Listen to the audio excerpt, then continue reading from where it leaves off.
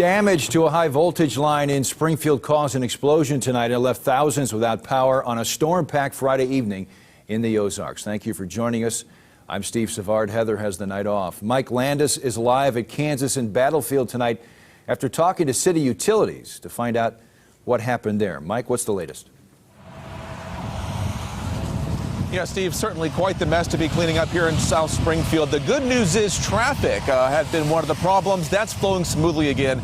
Kansas and Battlefield right over here. That had been partly blocked off for quite a while earlier tonight as utility crews were trying to do their work. Now, if you look over here behind me, you get an idea of what's going on out here. This is a utilities line for Liberty Utilities, and when that wind came through here, it really messed up some of these poles. You see that one right there is leaning on its side.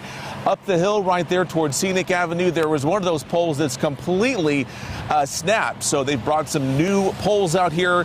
Going to be a very long process tonight trying to set those new poles in the ground and get the power back on. Take a look here at some of this footage from earlier tonight showing some of that damage. Now, right now, Springfield City Utilities says they have about 4,400 customers in the dark at this hour. Now, what they're saying is a lot of those people in those neighborhoods are locked out, meaning there's no power at all in those feeder lines. And so there's a large swath of people without that electricity tonight waiting for that to be restored. The crews out here are doing what they can.